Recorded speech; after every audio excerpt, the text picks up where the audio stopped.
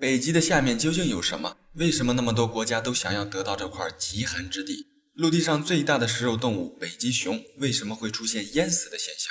北极真的封存着可怕的病毒吗？如果全球变暖，北极冰川融化，会对我们产生什么样的灾难？今天占各位领导10分钟的时间，黑土带大家北极一日游。大家好，我是黑土。喜欢这类视频的领导，劳烦您帮忙点个赞支持一下，记得长按点赞3秒，给黑土个霸气鼓励，谢谢。咱们先来简单介绍一下北极。北极处于地球自转轴的最北端，位于北冰洋中部，被大量的冰覆盖，这些冰的厚度能达到3米往上，漂浮在北冰洋深达5500米的海洋上。相比南极，到达北极的人相对较少，因为想要进入北极难度相对较大，它不像南极那样是一片陆地，北极是一大块浮冰飘在北冰洋上，位置会不断的变换。想要进入北极的唯一办法就是在每年的4月乘坐直升机，或者在6到7月乘坐破冰船进入。一年中只有在这个时间，北极的温度才会上升，使漂浮在海上的冰块变薄，破冰船才有足够的动力向前行驶。如果进入北极的时间不对，破冰船很有可能就会卡在冰块上。在环境恶劣的北极，一旦船上的物资用尽，等待我们的很有可能就是死亡。在这里指南针会失灵，由于特殊的地理位置受到地球磁场的干扰，在北极指南针是不管用的。如果没有特种装备的情况下，进入北极很容易就迷失方向。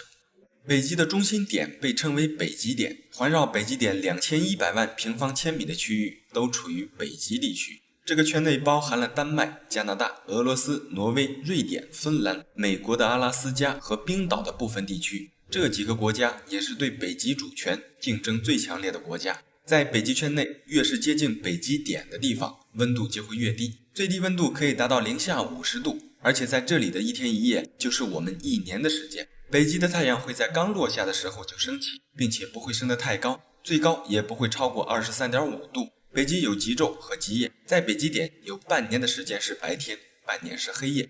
虽然环境恶劣，但是在这里你可以看到特别漂亮的极光，这是由太阳风里的离子被地球的磁场吸引到两极形成的。还有就是极光是有声音的。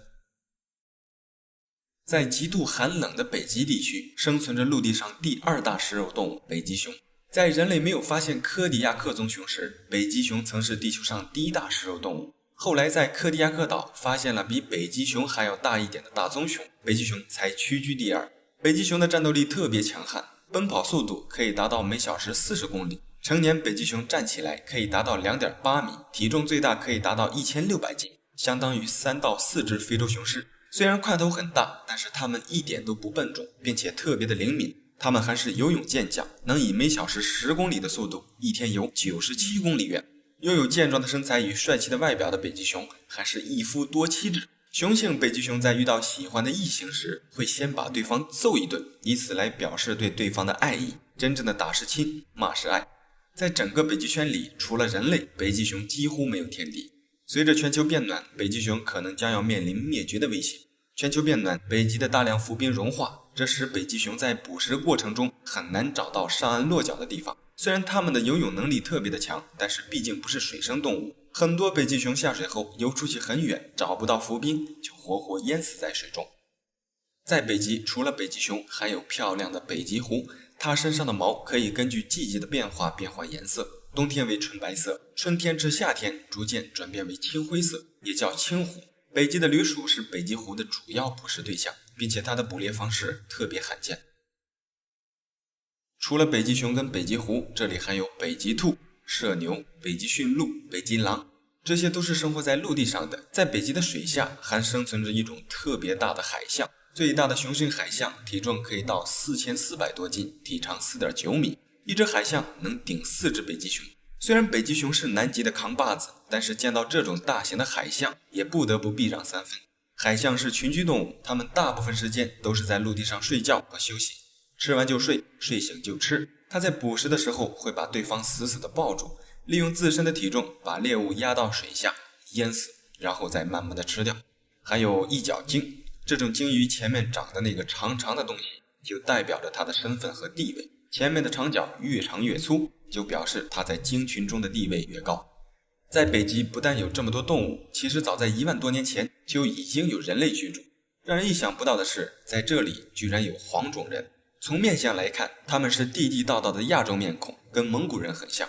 他们是因纽特人，他们有自己的语言，在北极圈有树木生长的地带安家，鱼是他们的主食。在这种极其寒冷的环境下，他们一般是吃不到蔬菜的，每天只能吃肉，除了肉还是肉。房屋形式跟蒙古人很像，都是以帐篷的形式搭建的住所。他们主要靠打猎为生，普遍身高都不高，他们也被称为世界上最矮的黄种人。其实他们本身就是地地道道的亚洲黄种人。在几千年前，亚洲一支大军跨过白令海峡向美洲进发，不料到那里遇到了美洲的印第安人，两者发生了冲突。最后因纽特人被印第安人打进了北极圈。当时正值冬季，印第安人以为因纽特人进入北极圈就等于找死，于是便停止了追杀。不料因纽特人进入北极后，奇迹般的生存了下来，并且还在那里扎根繁衍后代。由于长期处在极其寒冷的环境下，因纽特人的身体也得到了进化。他们的身材矮小，眼睛细长，鼻子宽大，皮下脂肪很厚，这样的特征才使得他们能适应那种恶劣的环境。虽然生存环境恶劣，我想他们的精神压力应该会小很多，因为每天除了吃肉就是出去打猎，吃肉打猎，吃肉打猎。如果换种位置来看，那他们每天的生活就是郊游、吃肉、看雪，好生自在。不过如果我们到那里去，估计一天都待不下去，相信我，寒冷的冬天会冻哭你。为什么会冻哭？给各位领导说一个我的亲身经历。我之前在工厂上班，有一年冬天，在下班回家的路上，离家还有10公里差不多，我的电瓶车没电了。那天飘着大雪，路上的积雪很厚，手机也给冻得关机了。因为不是市区，农村的小路几乎没有人，我只好一路推着电瓶车往家走。虽然戴着手套，但是还能感觉到2只手冻得生疼，冻得刺骨的那种感觉。后来我发现那是真的把我冻哭了，不是感觉委屈的哭了，那是真的给冻哭了。所以可以想象，在北极圈生存的因纽特人，他们生存的环境一般都在-20度左右，最低温度可以达到-40度。正常来说，人类是不适宜在这种温度下生存的。那么为什么还有那么多国家都争着想要得到北极这块一点都不适合人类生存的地方呢？因为在北极储存着大量的资源。据美国地质调查局估计，北极大概可以开采原油约1000亿桶，天然气储量为50万亿立方米，占据全球未开发天然气的30%，曾被称为第2个中东。除了这2样，全球近乎一半的煤也储藏在北极，还有大量的矿产，金、银、金刚石等各种贵金属。总之，北极的能源价值是特别的大，活生生就是一个聚宝盆。随着全球变暖，北极大量冰川融化，也意味着人类在未来进入北极的难度将会减小。没有厚厚的冰层阻拦，北极蕴藏的大量资源在未来很有可能被开采。如果哪个国家拥有了北极的主权，就相当于给他们的子孙后代留下了特别大的一座金山。除了这些珍贵的能源，北极还是一个兵家必争之地。由于特殊的地理位置，如果占领了北极，就相当于拿到了所处北极圈内8个国家的话语权。把导弹部署在这里，就可以轻松地打掉周边将近8个国家的核心位置。通俗点说，就是谁要占领了这片地方，周边所有国家都要看你脸色行事。因为你的导弹安置在这里，可以瞄准北极圈内很多国家的要害部位。目前对北极领土竞争的主要就是北极圈内的8个国家：俄罗斯、美国、挪威、丹麦、加拿大、芬兰、瑞典、冰岛。2016年12月，位于西伯利亚的偏远地区出现了小规模的病毒，导致90人住院，1名12岁的男孩死亡。后来经过研究，是一种致命的传染病——炭疽。得了这种病的人会不断的咳嗽，体虚无力，病毒一旦发作，肺部功能会受到损坏。总之就是很危险。导致原因是因为全球变暖，北极永久冻土层融化。永久冻土层是多年冰冻的土层，最上面的一层每年到夏季的时候会融化，再往下更深处就是冻土层，一年四季都处于冰冻的状态，就是永久冻土层。北极的永久冻土层厚达1000米以上，在这里面冰冻了上千年的动物尸体，甚至是远古时期的动物尸体。这些动物身上携带的各种病菌会被永久的封存在永久冻土层内。随着人类往大气排放的二氧化碳增多，导致全球变暖，曾埋在冻土层下的上百年甚至上千年的动物尸体解冻，使体内封存的上千年的病毒重新释放。据统计，大概有3500万人生活在永久冻土附近。一旦那些远古病毒解冻得到释放，很有可能会再次蔓延至人类身上。那些远古病毒的形成原因，我们很有可能从未了解。如果不能在短期内找出可以抵御的抗体，对人类来说可能会形成很大的灾难。这也是为什么全球都在提倡减少二氧化碳排放，治理环境污染，因为只有这样才能拉慢全球气候变暖的速度，以此来减缓千年病毒的释放。全球变暖是一个愈演愈烈的过程，由于太阳光的反射作用，海水温度也会发生变化，一些栖息在低温中的水生物就有可能死亡或者灭绝。全球变暖，冰川融化，北极熊的生活环境也会遭到破坏。就像咱们上边说的一样，没有了浮冰来恢复体力，它们或许面临的就是体力不支，沉入水中。在这个高速发展的现代社会，我们对大自然的索取和破坏远远超出了我们本身所需要的。对于动物们来说，它们只需要填饱肚子和有个栖息之地，而我们人类向大自然榨取的资源已经严重影响到了其他动物们的生存环境。虽然人类属于高级物种，但是就生命而言，动物们的生命也是极其珍贵的，因为我们和动物可能都是只有一次机会可以来到这个世界上。好了，这期视频就到这里了，喜欢黑土视频的领导，劳烦您帮忙点个赞，谢谢。世界上最毒的10种植物，有的沾者必死，有的可以让人产生幻觉，更让人意想不到的是，有的植物竟然还吃肉。这些剧毒植物的危险程度远远超出我们的想象，更可怕的是，有些就分布在我们的周围，一旦中毒，后果不堪设想。今天黑土就带各位领导一起参观一下这些杀人不眨眼的大毒物。大家好，我是黑土，喜欢这类视频的领导，劳烦您帮忙点个赞支持一下，记得长按点赞3秒，给黑土个霸气鼓励，谢谢。排名第10，肉食植物巨型猪笼草。对，是肉食植物。我们都知道动物可以吃植物，很少听说过植物还能吃动物。在这个地球上，或许还真就有会吃人的草，其实说吃人就有点夸张了，确切点说应该是吃动物的草，巨型猪笼草就是其中一个。排名第9，蓖麻。这个东西看起来也似曾相识，貌似还做过许多80后的玩伴。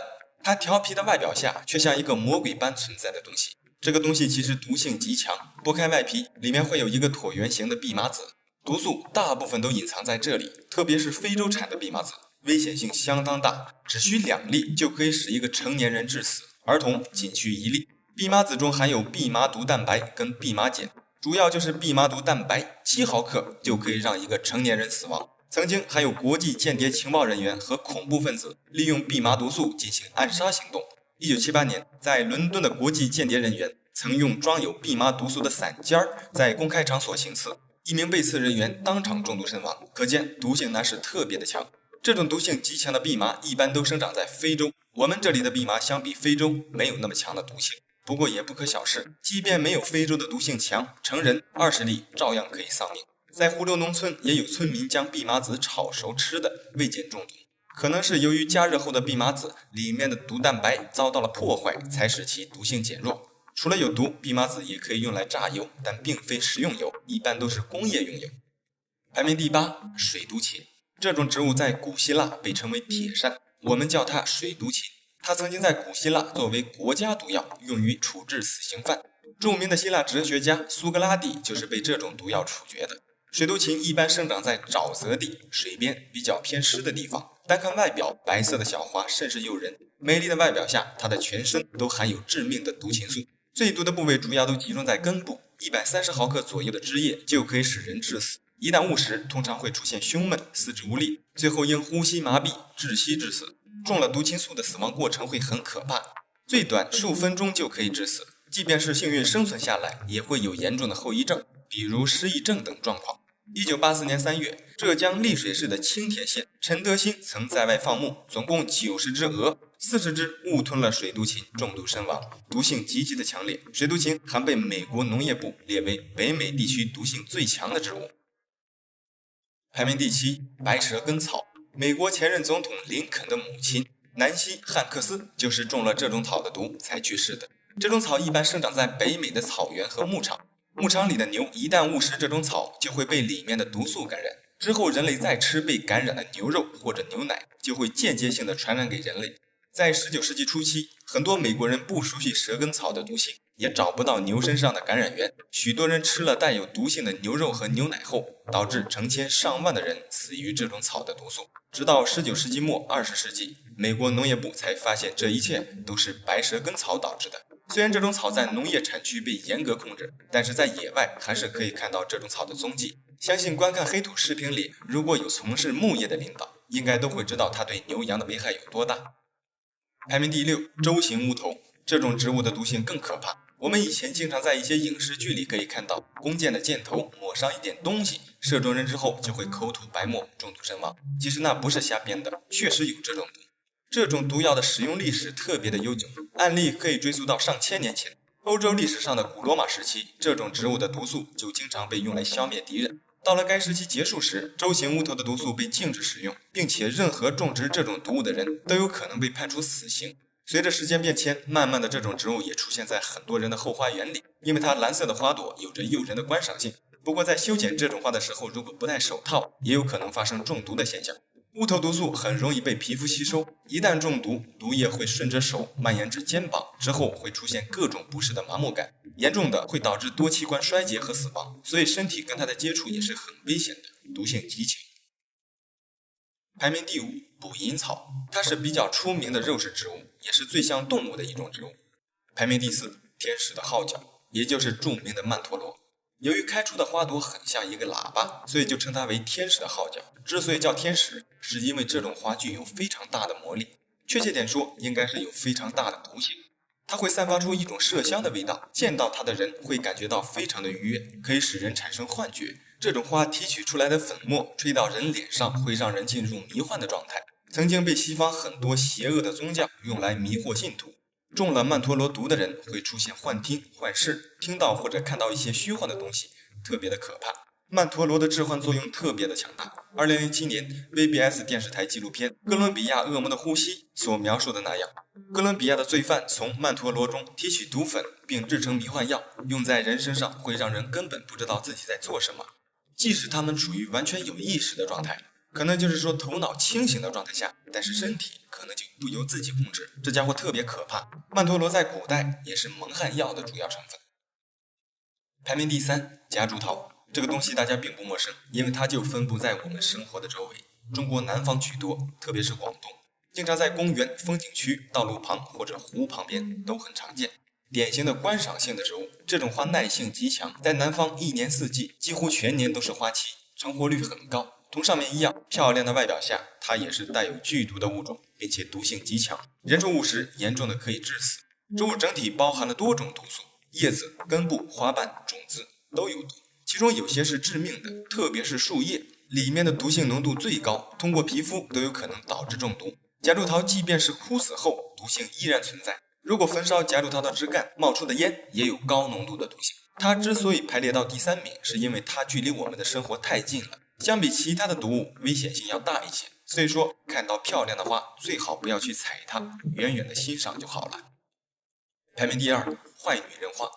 这种花的可怕之处跟上面那些不同的就是，触碰就会有危险。在丛林中，如果不小心被这种花上的液体沾到皮肤上，皮肤就会迅速的溃烂。它会向外分泌出一种具有腐蚀性的乳状液体，这种液体的毒性很强，犹如硫酸一样，一旦触及皮肤会令人痛苦不堪，并且还会导致皮肤被腐蚀的特别难看，还会留下特别恶心并且丑陋的疤痕。由于画面让人看了太过于不适，所以我就不给各位领导展示了，反正我看了头皮会发麻。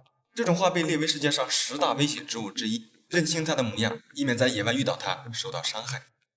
排名第1，见血丰厚。这名字特别的高大上，这是咱们中国人起的名字。它也叫箭毒木，之所以叫箭毒木，是因为它的白色汁液有剧毒，一旦接触到伤口，就可以使中毒者心脏麻痹、血管封闭、血液凝固，窒息死亡。民间有一种说法叫做7上8下9倒地，意思就是中了这种毒的牲畜或者野兽，如果上坡只能跑7步，下坡可以跑8步，到第9步时必然倒地而死。主要就是为了呈现出箭毒木的毒性之强，这种树的毒液一般接触到伤口才会引起中毒，如果不接触伤口，问题一般不大。据传说，首次发现这种树的汁液有毒的人是一位傣族的猎人。有一次猎人在野外狩猎时遇到了一只大狗熊，猎人为了躲避狗熊就爬上了一棵大树，可是狗熊也会爬树，猎人情急之下就从树上掰断了一根树枝，刺向正在向上爬的狗熊。结果让他意想不到的是，狗熊立即就落地而死了。后来他才知道是靠树枝上的毒液毒死了狗熊，自己才得救。那棵树就是见血封喉树。从那以后，猎人们就学会了利用树上的毒液涂抹到弓箭的箭头上来捕猎。除了猎人，相传美洲的古印第安人也曾经在战场上利用过见血封喉的毒液。虽然它也是一个名副其实的大毒物，但是在我们国家，它可是3级保护植物，因为它身上的各个部位都有很大的药用价值。好了，这期视频就到这里了，感谢各位领导的支持，记得帮黑头点个赞，谢谢。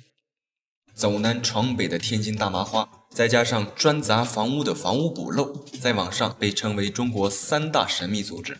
从不停车的天津大麻花究竟靠什么盈利？新疆切糕商贩背后别的那把刀到底是什么目的？走街串巷的房屋补漏的手段有多黑？今天黑土就带各位领导走进这些行业的背后，探寻那些不为人知的真相。大家好，我是黑土。喜欢这类视频的领导，劳烦您帮忙点个赞支持一下，记得长按点赞3秒，给黑土个霸气鼓励，谢谢。先来说一说第一个，天津大麻花。神秘的不是麻花，而是装载着满满一车麻花的车。这种车经常会出现在全国各地，几乎从不停下。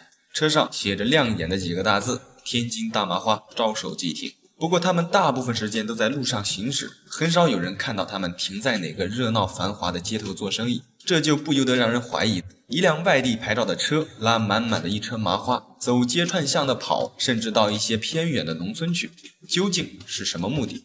如果单纯的只是为了卖麻花，那就算一车全部卖出去挣的钱，抛开路上的高速费、吃住、油费，加起来还能剩多少利润？这就不得不让人对这个行业产生各种负面的猜想。这种车的各种特征给人的感觉非常不踏实，特别是车上的玻璃膜，从外面是一点都看不到车里是什么情况的，特别的神秘。还有就是它这种车后一堆麻花的底下有一个夹层，再加上他们的行踪不定，从不会在一个地方久留。很多人猜测这种车就是拐卖儿童的，车后的夹层就是藏小孩的。但是关于麻花车偷小孩这个事情，一直都只是个传言，并没有任何的权威媒体对此进行过报道。不过我也相信他们不会做出这种伤天害理的事。如果真的是拐卖儿童的，相信我们的警察同志早就不会让这种车再出现了。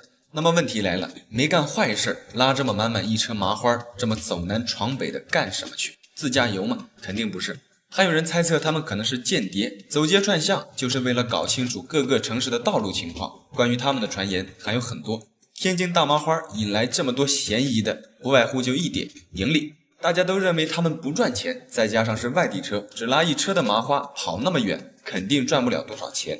不是为了赚钱，那肯定就是心怀叵测，在干坏事。只是借助天津大麻花做个掩饰的身份而已，这就不由得让人对这种车产生疑心了。其实很多人都猜错了，这种车不但赚钱，而且是特别的赚钱。你敢相信吗？他们是中国的高收入人群，这满满一车的麻花卖完，据说他们可以盈利3万多块钱。3万呢？你敢相信吗？就这么一车盈利3万。他们的销售方式其实类似于新疆切糕，但是又不太一样。对了，在这里说明一下，路上跑的这种天津大麻花的车其实不是天津的，他们只不过是打着天津大麻花的名号来进行售卖。其实这种麻花的产地是安徽阜阳的黄坝乡，那里整个乡镇几乎都是做天津大麻花生意的，大部分都是各家各户都有那种小作坊，制作手法难度不高，很多人都可以做。行驶在路上的这种车几乎都是黄坝乡的人。那么他们究竟是用什么手段可以让一车成本低廉的麻花获得那么高的利润的？其实总结起来就5个字：一锤子买卖，坑到一个是一个。我们都知道一锤子买卖不能做，但是黄坝乡的村民领悟到了精髓，可以说是掌握了一锤子买卖的秘诀。中国这么大，人口10几个亿，有那么1/10的人上当就赚翻了。加上他们的销售方式是流动性的，根本不用担心会影响到店面的名声，真的做到了来无影去无踪，坑完你都找不到人的那种境界。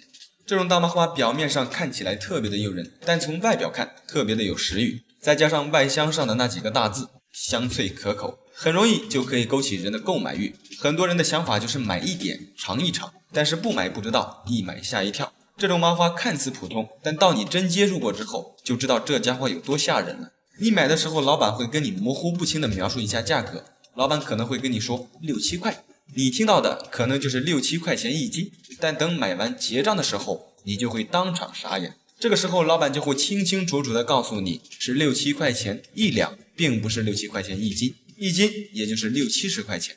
这还不算，更坑人的就是这种麻花特别的有分量，你随便切一小块就高达上百元。这是由于他们在做这种食品的时候加入了大量的糖，照着重油重糖的宗旨来给麻花增重。大量的糖另一方面也会对麻花起到防腐的作用，糖的分量比面粉要重得多，导致一根麻花的重量要高达好几斤，而且都是粘在一起的，一般的个头都很大。没有路虎的人一般是没有实力去买一整根的，一般人买的时候都会选择切一半，只要这一刀下去给你切开了，你不想要都不行。他们会以切开、碎掉的没人要或者不好保留各种借口来阻止顾客退货。很多年轻人或者小女生出于面子问题，再加上麻花商贩不给退货的态度强硬，很多人明知道上当，也本着多一事不如少一事的想法，在大街上也就选择放弃与小贩争执。人家的销售手段打的就是心理战，利用人的好奇心，再加上现在的人普遍都怀着多一事不如少一事的态度。你说中国这么多人，人家何时才能坑得完？他们每回拉满一车就开始全国游，大概1个月就可以卖完，坑完一遍又一遍，一车能赚2-3万。据相关统计，这个麻花的产地黄坝乡，全乡都加起来才3000多人口，但是卖麻花一年创下来的效益就超过4000多万。你品，你细品。第二个，新疆切糕。说这个之前，咱就不详细的去介绍切糕到底是什么东西了。相信切糕的名誉在我们国家还是很出名的。切糕实际上跟上面的天津大麻花差不多，都是看起来特别的有食欲，里面有核桃仁、葡萄干、芝麻，看起来很是诱人。至于为什么定价这么高，这个咱也不太清楚，反正该赔的都赔给人家了。其实切糕的正常价格也不便宜，主要就是它的配料特别的厚实。其实切糕是新疆维吾尔族特别有名的小吃，它的价格也不是天生就那么贵，只不过早些年让一些少数的切糕党把名声给败坏了。切糕也是有很多的糖给粘在一起的，分量也挺重，一般都是一大块粘在一起，卖的时候需要一刀一刀的切开才可以进行交易。这时候商贩手里的那把切糕的长刀就起到了很大的作用。切糕特别的压秤，一小块就将近1斤，1斤的价格也不菲。有的人第一次买不知道分量，切多了之后想退货，如果是碰到那种奸商，他们也会以切开碎块不好卖的理由阻止顾客退货。在早些年，还有一些少数的商贩在跟顾客发生争执的时候，手里的长刀就会在你面前比比划划。你说这玩意儿谁看了谁不害怕？万一商贩的情绪一激动，后果不堪设想。很多人冲着老板手里的那把长刀，高低也要给几分保密。再加上2012年发生的天价切糕案，新疆切糕的名声从此就败了下来。这种事情其实严重影响到了新疆人的生意跟名声，个别的奸商导致很多良心的商家生意都变得惨淡。其实大多数的新疆切糕还是很地道实惠的，并没有大家想象中的那么可怕。至于切糕党这个神秘组织，由于关乎到民族团结的问题，具体的黑土在这里不方便给大家说的太详细，只能点到为止，盼望各位领导理解。第三个，穿街走巷的防水补漏。在一些3、4、5线城市，经常会在天桥下或者其他一些建材市场的周边，总会看到一些专业防水补漏的面包车，上面会印着专业防水20年等字样。很多人的房子时间久了，难免会有裂缝漏水的现象，这时脑海里便会浮现出在某个天桥下曾经看到过的防水补漏。他们看起来不像正规的公司，很多人就会觉得价格肯定不会太贵，修补一些小面积的漏水问题就会有很多人去找他们。这帮人最擅长的就是忽悠，进入到你的房屋之后，会用一些专业的话术来指出你房屋里面的缺陷，哪里需要修补了，或者是哪里最多还能撑多少时间就会损坏出问题等等一些让你担心住宅安全的话。当你问他们修补需要多少钱的时候，他们绝不会给你说出一个确切的价格，通常都是含糊过去，让你感觉价格并不会很高。他们一般会说修补完之后按照实际用料再进行结算，这个实际用料其实就是一大坑。当你答应之后，他们会拿出一大桶一大桶所谓的胶水来对房屋进行修补，这些胶水根本没有任何标签，等修补完之后，他们报出的价格会很高，几千元到上万元不等，胶水都已经使用到了房屋上，也没有办法退还，很多顾客也只能乖乖的把钱给他们。这还不算，很多顾客修补过后没几天，房屋该漏水还漏水，根本没有效果。如果说价格高一点也就算了，但是高价修补的房屋居然没有效果，那典型的就是行骗了。类似这种骗子其实有很多，他们都穿插在正经的房屋补漏的人群中，有些房屋补漏确确实实是做生意的，但是总有一些人打着他们的旗号去进行行骗。这帮人也是属于流动性的，一般接到一单活之后，干完就会换一个地方，而他们车上的电话号码一般事后你是打不通的。总结起来看，其实不单单是这3个行业，有太多的行业原本是踏踏实实做事的，但是总会有一些心怀叵测的人去挣昧良心的钱。人在做，天在看，通过不正当手段得来的利益，一定会通过不正当的方式花出去。